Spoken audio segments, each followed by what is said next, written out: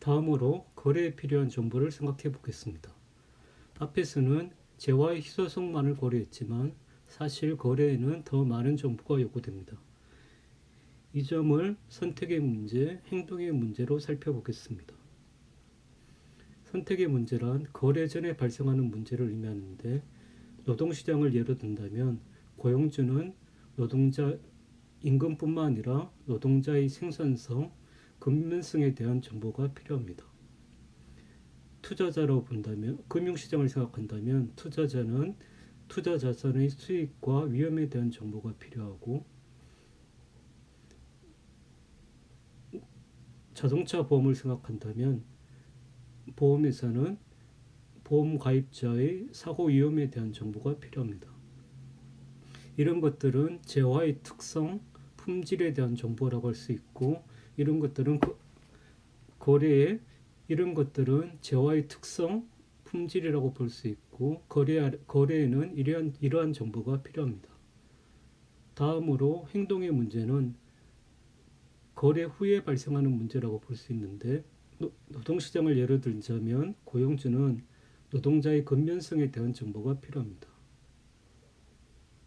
투자자 입장에서는 돈을 빌려간 차입자가 직면하게 된 위험이 어떤 것인가에 대한 정보도 필요하게 됩니다. 자동차 보험이라고 한다면 보험회사는 피보험자가 위험을 회피하기 위한 노력이 어느 정도 되는지도 필요합니다.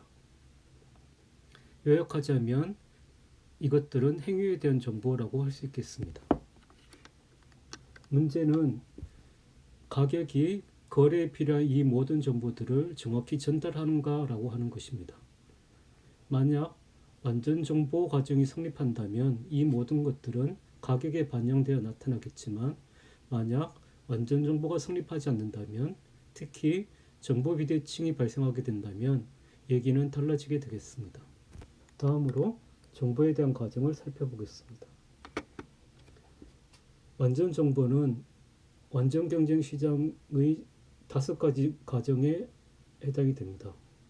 완전 정보화에서는 거래 당사자들이 거래에 필요한 모든 정보를 완전하게 또 동등하게 보유한 상태를 의미합니다. 이때 완전하게 보유한다는 것은 현재의 정보뿐만 아니라 과거의 정보, 심지어 미래의 정보까지도 알고 있다는 것입니다.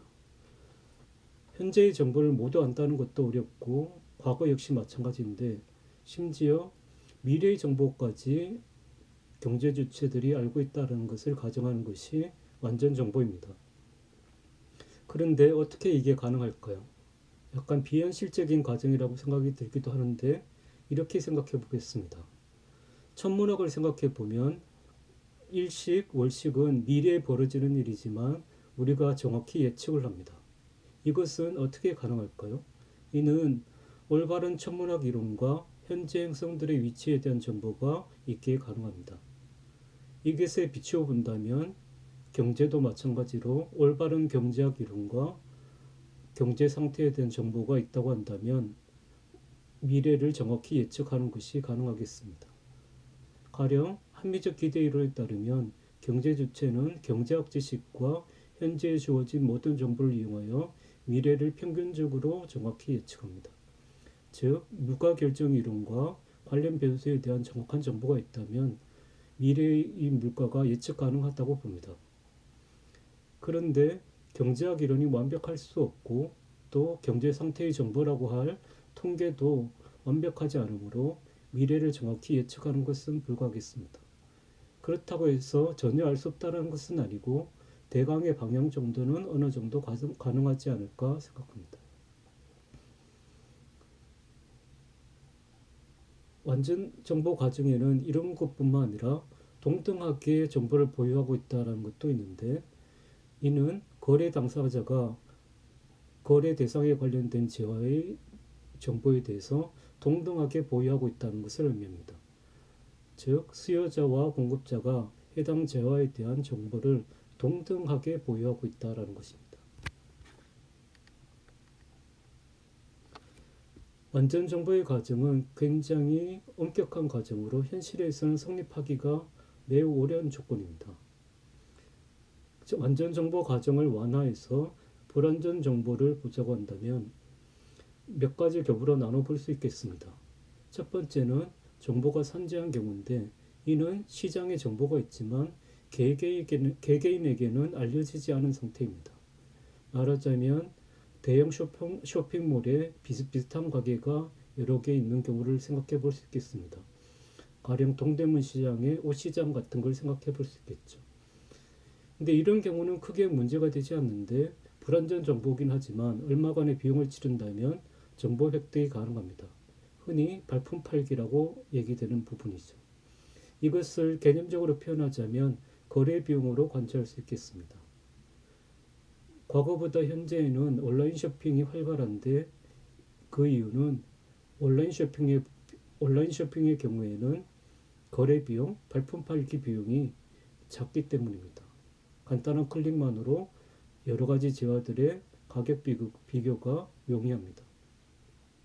즉, 정보통신산업의 발달이 거래 비용을 절감하는 데 크게 기여하고 있다고 볼 수 있겠습니다. 두 번째로는 좀 더 중요한 측면인데 불확실성 또는 근본적인 불확실성이라고 불리는 것입니다. 영어로는 uncertainty가 되겠습니다. 이는 경제의 미래 상태에 대한 정보가 부족하다라는 건데 케인즈 경제학에서 나오는 근본적인 불확실성, uncertainty를 얘기합니다. 즉, 이 불확실성은 미래 예측과 관련되는데 이때 불확실성은 흔히 금융에서 얘기하는 위험, 영어로는 리스크와 구분할 필요가 있겠습니다.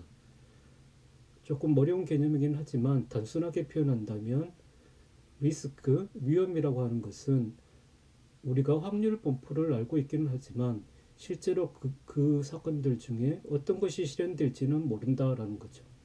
가령 주사위를 예를 들자면 1부터 6까지 한 눈금이 나올 확률은 6분의 1이라는 것을 알고 있습니다. 그러나 주사위를 던졌을 때 실제로 어떤 눈금이 나올지는 우리가 사전에 알 수 없다라는 것이죠. 그런 것을 위험 또는 리스크라고 부르겠습니다. 즉 확률 분포를 알고 있다라는 거죠. 확률 분포를 알고 있지만 무엇이 구체적으로 실현될지를 모른다라는 의미입니다. 반면에 불확실성, uncertainty는 확률 분포 자체를 알 수 없는 상황을 가리키겠습니다. 케인즈가 얘기하기로는 10년 뒤에 전쟁이 일어날 확률을 계산해봐라 이런 것들이죠. 일반적으로 케인즈의 의미의 불확실성은 잘 다루지 않아서 불확실성과 위험을 구분 없이 사용하는 경우가 많이 있습니다. 즉, 불확실성도 리스크의 의미로 사용을 하는 것이죠. 케인즈가 얘기한 불확실성을 다루는 것은 포스트 케인지안이라고 부르는 학파에서 주로 다루고 있습니다. 다음으로는 지금 수업과 관련돼서 중요한 개념인데 정보 비대칭이 되겠습니다. 정보 비대칭은 완전 경쟁과 달리 거래 당사자가 보유한 정보가 서로 동등하지 못한 경우가 해당이 되겠습니다. 경우에 따라서 수요자가 더 많은 정보를 가질 수도 있고 공급자가 더 많은 정보를 가질 수도 있겠습니다. 이 수업에서는 정보를 더 많이 가지는 경우를 정보 우월자, 적게 가지는 경우를 정보 열등자라고 부르기로 하겠습니다.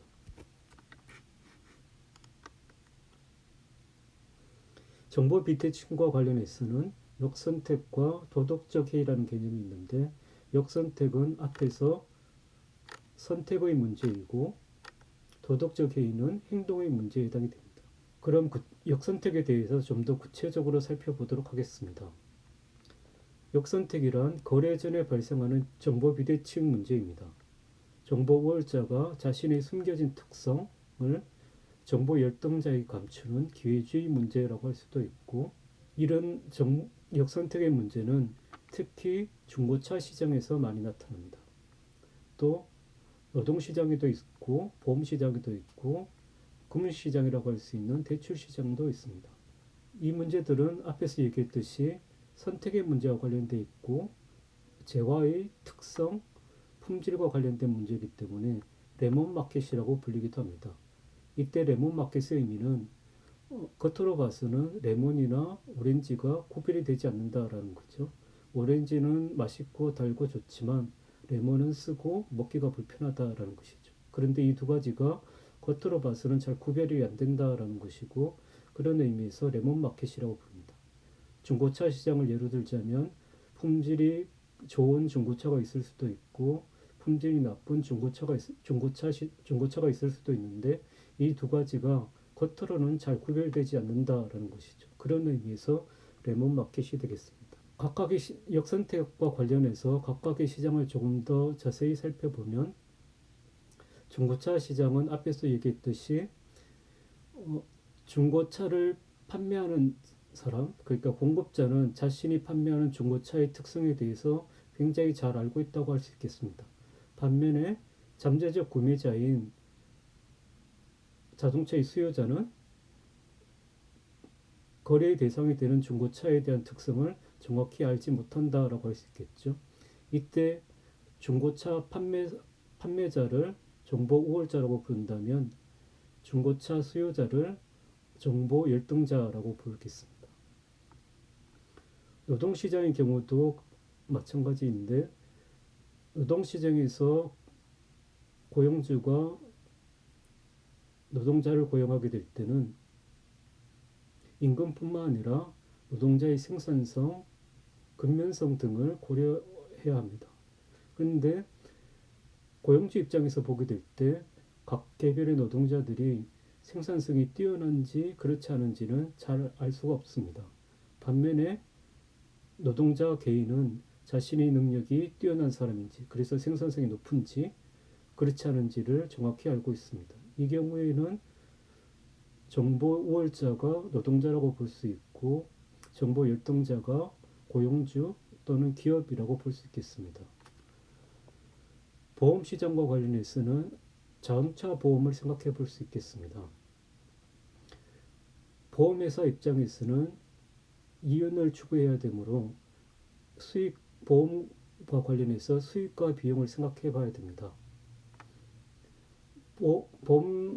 보험회사 입장에서 수익은 보험 가입자가 납입하는 보험료이고,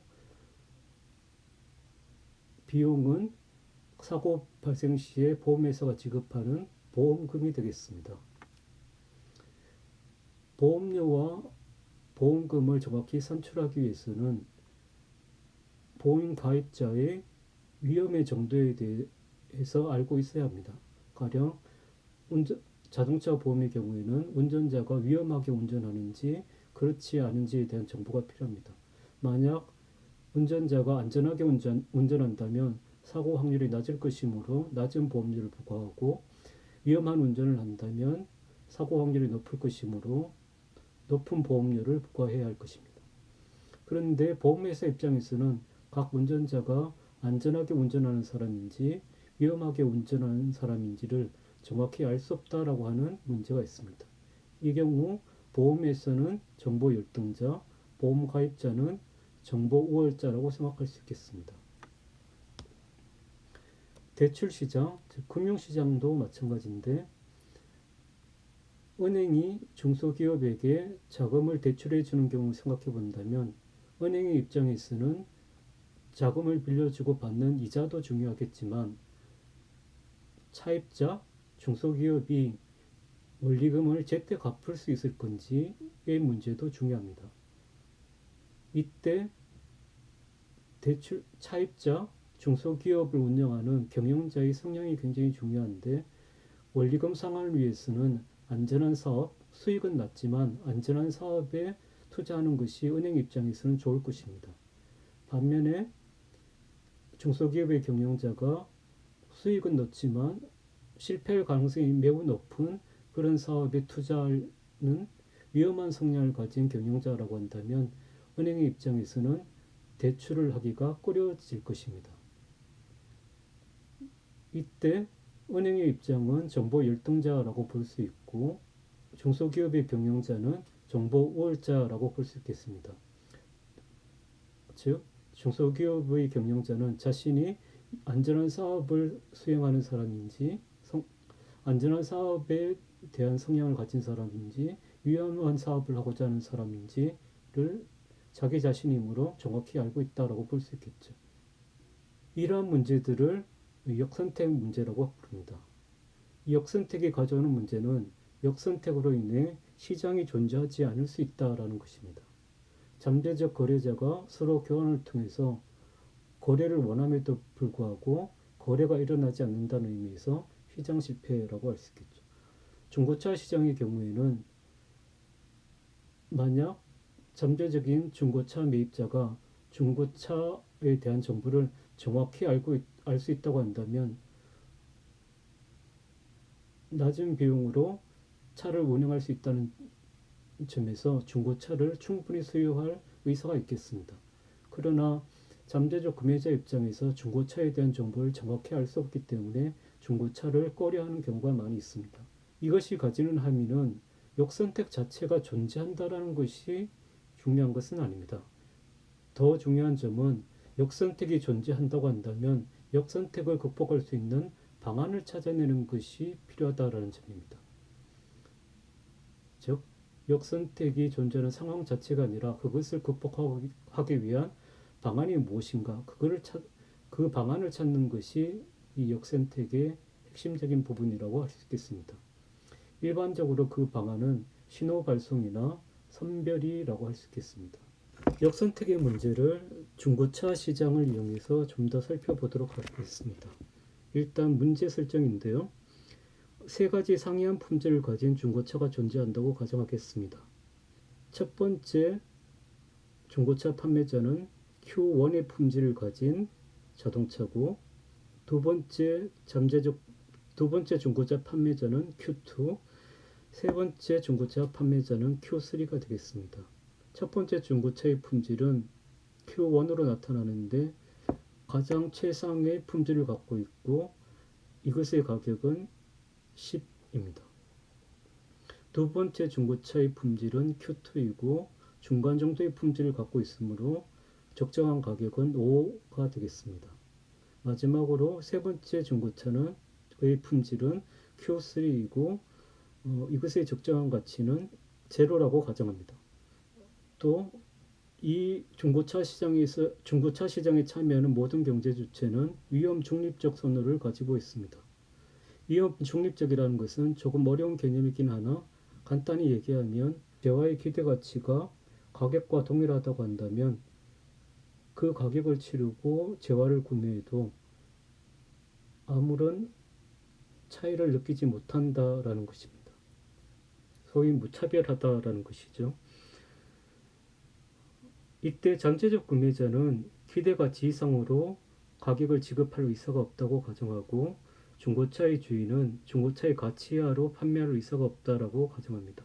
정보 비대칭을 가정하여 중고차 주인은 자신의 중고차의 가치를 정확히 알고 있고 잠재적 구매자는 중고차의 품질이 세 종류가 있다는 것과 각각이 0.4, 0.2, 0.4의 확률을 가진다는 것을 알고 있습니다. 그러니까 중고차 시장 전체에서 세 가지 품질의 중고차가 존재하고 각각의 중고차가 존재할 확률이 0.4, 0.2, 0.4라는 겁니다. 다시 얘기하면 중고차 시장에서 전부 10대의 중고차가 있다고 한다면 Q1의 품질을 가지는 자동차는 4대가 있고 Q2의 품질을 가지는 자동차는 2대가 있고 Q3의 품질을 가지는 자동차는 4대가 있다라는 뜻입니다. 이때 시장에서 어떤 일이 벌어지는가를 살펴보면 놀라운 일이 벌어집니다. 이런 상황에서 거래가 소멸되는 그런 현상이 발생하게 됩니다. 즉, 잠재적 판매자와 잠재적 구매자가 존재함에도 불구하고 거래가 일어나지 않는 그런 현상이 발생하게 됩니다. 이에 대해서 좀 더 살펴보겠습니다. Q1의 품질을 가진 중고차의 가격은 10으로 나타나고 Q2의 품질을 가진 중고차는 가격이 5, Q3의 품질을 가진 자동차는 가격이 제로가 되겠습니다. 각각이 있을 확률은 0.4, 0.2, 0.4가 되겠습니다. 이런 경우에 전체 시장을 볼 때 평균적인 가격은 기대 가치를 구하면 되겠습니다. 10달러를 받는 Q1의 자동차가 0.4만큼 좀의 확률을 가지고 5의 가치를 가지는 중고차가 0.2의 확률을 가지고 0의 가치를 가지는 중고차가 0.4의 확률을 가집니다. 그 결과 평균적인 가격은 5가 나오게 되고 이 5를 평균적인 품질이라고 생각하겠습니다. 잠재적 구매자 입장에서 볼 때 5 이상의 가격을 치르고는 중고차를 구매하지 않겠다라는 것이죠. 만약 이런 상황이라고 한다면 중고차 판매자, 그 중에서도 특히 가장 좋은 품질을 가진 중고차 판매자 입장에서 한번 생각을 해보겠습니다. 잠재적인 구매자가 5 이상의 가격을 지불하지 않는다라고 한다면 가장 좋은 품질을 가진 중고차를 판매하는 중고차 판매자는 최소한 10의 가격을 받아야 되므로 판매자가 제시하는 5의 가격으로는 중고차를 판매하지 않을 겁니다. 그렇다고 한다면 이 시장에서 Q1의 품질을 가진 판매자는 이 시장에서 사라지게 될 것입니다. 그렇다고 한다면 이런 상황을 잠재적 구매자도 알고 있다고 생각해야 될 겁니다. 즉 잠재적 구매자는 적어도 이 10대의 자동차 중에 4대는 10의 가격을 가진 Q1의 품질이 중고차라는 것을 알고 있습니다. 이 사람들은 가격이 5가 제시가 된다면 중고차 시장에서 빠져나갈 거라는 것을 잠재적인 구매자도 알고 있죠. 따라서 가장 높은 품질을 가진 중고차를 판매하는 판매자가 중고차 시장에서 빠지게 되면 그때 시장의 상황은 아래와 같이 됩니다. 지금 현재 중고차 시장에서 남은 중고차는 두 종류의 중고차밖에 없습니다. Q2의 품질을 가진 중고차와 Q0의 품질을 가진 Q3의 품질을 가진 중고차시죠. 이때 Q2의 품질을 가진 중고차가 있을 확률은 전체 0.2, 0.4 중에 0.2에 해당이 되고 이는 3분의 1이 되겠습니다. 반면에 Q3 품질을 가진 중고차의 경우에는 전체 0.2, 0.4 중에 0.4에 해당이 되겠습니다. 3분의 1이죠. 조금 어렵다면 아까의 가정처럼 10대 중에 2대는 Q2의 품질, 10대 중에 4대는 Q3의 품질, 그 중에서 Q2의 품질은 2대라고 봐도 되겠습니다. 마찬가지로 Q3의 경우에도 2 더하기 4분의 4가 되겠습니다. 이 경우에 평균적인 가격을 생각해보면, 그러니까 중고차의 기대 가치를 생각해보면 5의 가치를 가지는 중고차는 전체에서 3분의 1이고 0의 가치를 가지는 중고차는 3분의 2입니다. 그래서 중고차의 평균적인 가격은 3분의 5, 1.67이 되겠습니다. 여기서 3분의 1이 아니고 3분의 2가 되겠습니다. 다시 동일한 상황이 반복이 되는데 만약 중고차의 평균적인 가격이 또는 기대 가격이 1.67이라면 잠재적 구매자 입장에서는 1.67 이상을 지불하고 중고차를 매입하지 않으려고 할 것입니다. 그렇다라는 것을 Q2의 품질을 가진 중고차 판매자도 알고 있을 것입니다. 그렇다고 한다면 Q2의 품질을 가진 중고차 판매자는 이 시장에서 빠져나게 됩니다. 왜냐하면 Q2의 품질을 가진 중고차의 경우에는 최소한 $5의 가격을 받아야 된다고 생각하는 반면에 잠재적 구매자가 지불하려고 하는 가격은 1.67 이상이 될 수가 없기 때문이죠. 따라서 이 경우에 중간 정도의 품질, Q2의 품질을 가진 판매자는 이 시장에서 사라지게 되고, 마지막으로는 가장 나쁜 품질을 가지는 Q3의 중고차만 남게 될 것입니다. Q3는 거의 쓸모가 없는 중고차이므로 잠재적 구매자 입장에서는 이 중고차를 구매하려고 하지 않을 것입니다. 또는 가격이 중고차의 기대 가격이 제로가 되는 상황이 발생하게 될 겁니다. 따라서 거래가 소멸되겠습니다. 아까와 마찬가지로 잠재적 구매자, 잠재적 판매자가 존재함에도 불구하고 시장 거래가 성립하지 않는 시장 실패 상황이 발생할 수 있다는 것입니다. 이는 아주 놀라운 결과가 되겠습니다. 서로가 거래를 원함에도 불구하고 역선택 문제 때문에 거래가 일어나지 않는다라는 것이죠. 그렇다고 한다면 이 문제를 해결할 수 있는 어떤 방안이 있을까요? 우리는 여기서 품질 보증 또는 품질 보증금을 제공한다고 하는 경우를 살펴보도록 하겠습니다. 품질 보증은 역선택을 극복하기 위해서 제시되는 방안, 신호 발송과 선별 중에서 신호 발송에 해당이 됩니다. 신호 발송은 높은 품질을 가진 판매자가 낮은 품질을 가진 판매자가 모방할 수 없는 행위를 통해 자신의 정보를 전달한다라는 것입니다. 앞에서 얘기했던 중고차 시장을 좀 더 확장하여 얘기를 해보도록 하겠습니다. 앞에처럼 세 가지 품질을 가진 자동차가 존재하고 각각의 가격은 아까처럼 10, 5, 0이 되겠습니다. 여기에 품질을 나타내는 다른 변수로 엔진의 고장 확률을 생각해 보겠습니다. Q1의 품질은 매우 좋으므로 엔진의 고장 확률이 낮아서 0.1 정도로 가정하겠습니다. 마찬가지로 Q2는 0.5, Q3는 1입니다.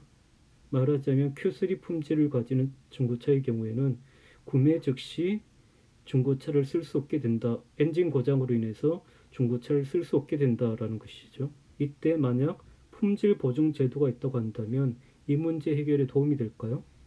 즉, 중고차가 만약 고장이 나는 경우에 품질 보증금을 제시하겠다라고 하는 것이죠. 즉, 중고차가 고장 나는 경우에 중고차의 판매자가 품질 보증금을 구매자에게 지급하겠다라는 것이죠. 좀 더 내용을 살펴보면 고장이 날 경우에 Q1의 판매자는 W1의 품질 보증금을, Q2의 판매자는 W2의 품질 보증금을 지급하겠다고 약속한다면 W1을 적절히 설정해서 역선택의 문제를 해결할 수 있습니다. 중고차 판매자 입장에서 중고차의 판매자를 기업이라고 보고 이윤곡대의 논리에 따라 행동한다고 보면 각 중고차의 판매 가격은 다음과 같이 결정이 되겠습니다. Q1의 품질을 가진 중고차는 최소한 받아야 되는 가격이 10이고 또 향후에 품질 보증금을 지급해야 될 가능성이 있으므로 그것을 비용에 얹어 가격을 결정하게 되겠습니다. 이것은 판매 가격에 해당이 되고 실제 보수는 엔진 고장에 따라서 판매 보증금을 지급해야 될 때 발생하게 되는 비용을 제외해야 될 것입니다. 그 부분은 이 부분으로 나타나게 되겠습니다. Q2 품질의 중고차도 마찬가지인데 Q2 품질의 중고차를 판매하는 사람은 최소한 5의 가격을 받아야 되고 향후에 엔진 고장으로 인해서 품질 보증금을 지급해야 될 가능성이 있으므로 이 부분만큼 가격을 더 올려받아야 되겠습니다. 역시 이 경우의 기대 보수는 중고차 판매의 가격뿐만 아니라 판매 후에 발생할 수 있는 품질 보증금의 비용을 제외해서 보수를 계산해야 되겠습니다. 여기서 한 가지 더 얘기하자면 품질 보증금은 Q1의 경우에는 W1의 보증금을 지급하게 되고 보증금을 지급해야 될 사건이 발생할 확률은 0.1이므로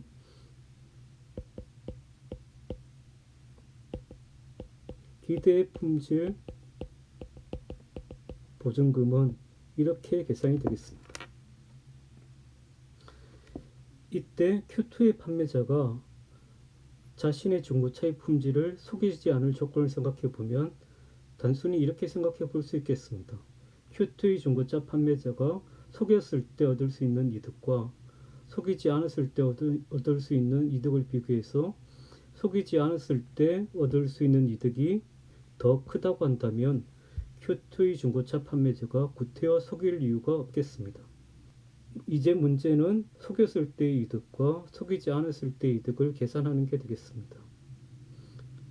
우선 속였을 때의 이득을 생각해 보면 Q2의 판매자는 자신의 중고차가 Q2의 품질을 가짐에도 불구하고 Q1의 품질을 가졌다고 속이는 경우입니다.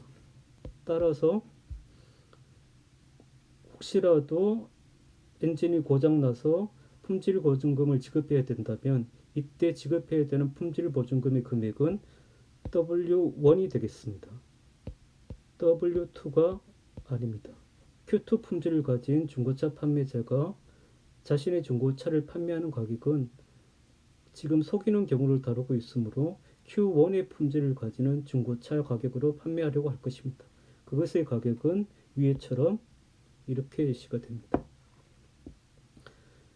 Q2의 중고차 판매자가 Q1의 중고차 가격으로 판매한 후에 엔진 고장으로 품질 보증금을 지급해야 된다면 이때 지급해야 될 품질 보증금의 크기는 앞에 얘기처럼 W1이 되겠습니다.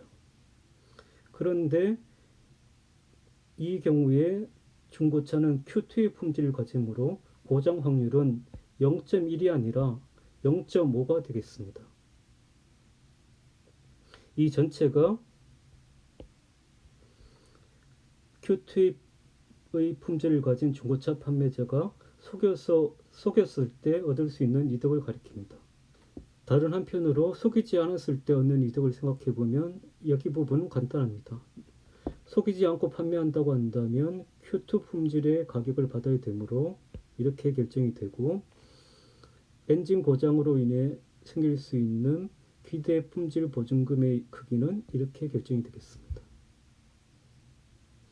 그 결과를 계산해 보면 이때 이 부분이 사라지게 되고 마이너스 0.4의 W1 이퀄 마이너스 5 따라서 W1은 12.5가 되겠습니다. 즉 W1을 12.5 이상으로 설정한다고 한다면 Q2 품질의 중고차 판매자가 구태여 자신의 중고차의 품질을 속여서 판매하지 않으려고 한다라는 것입니다. 유사하게 Q3의 품질을 가진 중고차 판매자가 속이지 않을 조건도 생각해 볼 수 있겠습니다. Q3 중고차 판매자가 Q2의 중고차라고 속여서 판매하는 경우라고 생각한다면 Q2 품질의 중고차 가격으로 판매해야 하므로 가격이 이렇게 결정이 되고 만약 판매 후에 엔진 고장으로 품질 보증금을 지급해야 된다면 W3가 아니라 W2를 지급해야 합니다. 그런데 자신의 중고차는 Q3 품질을 가지므로 엔진이 고장날 확률은 1에 해당이 됩니다. 따라서 기대 품질 보증금의 크기는 이 두 가지를 곱한 값이 되겠습니다. Q3의 품질을 가지는 중고차 판매자가 속이지 않는다라고 한다면 가격은 0, 품질 보증금도 없겠습니다. 이 경우에 W2를 계산해 보면 W2는 최소한 10보다는 크게 나타나야 됩니다.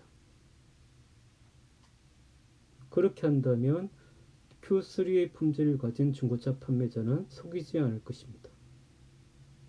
이렇게 품질 보증금의 크기를 적절하게 설정을 해서 각각의 중고차 판매자가 자신의 보유한 중고차의 품질을 속이지 않고 팔도록 만들 수 있고, 이때 Q1의 품질을 가진, 그러니까 가장 좋은 품질을 가진 중고차의 판매자는 품질 보증금을 통해서 자신의 중고차가 좋은 중고차임을 잠재적 구매자에게 전달할 수 있습니다.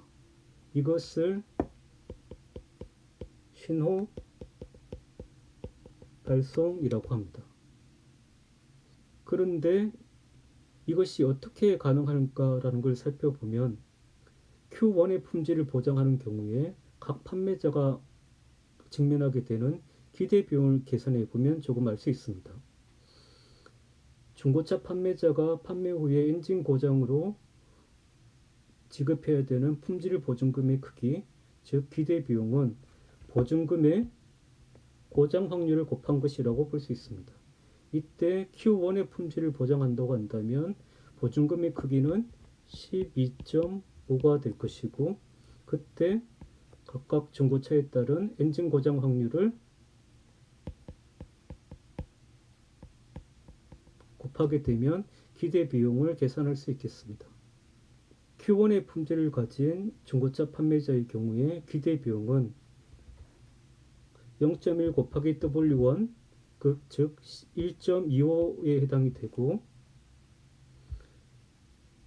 Q2의 품질을 가진 중고차를 판매하는 판매자의 기대 비용은 0.5, 12.5를 곱해서 6.25가 되고, Q3의 경우에는 1 곱하기 12.5에서 12.5가 되겠습니다. 즉, 중고차의 품질이 낮을수록 중고차의 품질을 속였을 때 발생하게 되는 기대 비용이 점차 커지게 되고, 거꾸로 얘기한다면 자신의 품질이 높을수록 품질 보증에 대한 기대 비용이 낮습니다. 따라서 높은 품질 보증금을 걸더라도 우수한 품질을 가진 중고차를 보유한 판매자는 문제가 되지 않습니다. 반면에 낮은 품질의 중고차를 가진 판매자의 경우에는 품질 보증금이 부담이 됩니다. 이 때문에 품질 보증금이 또는 품질 보증 제도가 중고차의 품질 특성에 대한 정보를 전달한다고 볼 수 있습니다. 이런 것을 신호 발송이라고 부릅니다. 중고차 시장의 경우에는 높은 품질의 판매자는 품질 보증을 통해서 그 재화에 대한 정보를 전달하게 됩니다. 다시 얘기하자면 중고차 시장의 경우 역선택이 존재하는 경우에는 재화에 대한 정보를 가격뿐만 아니라 비가격 기구,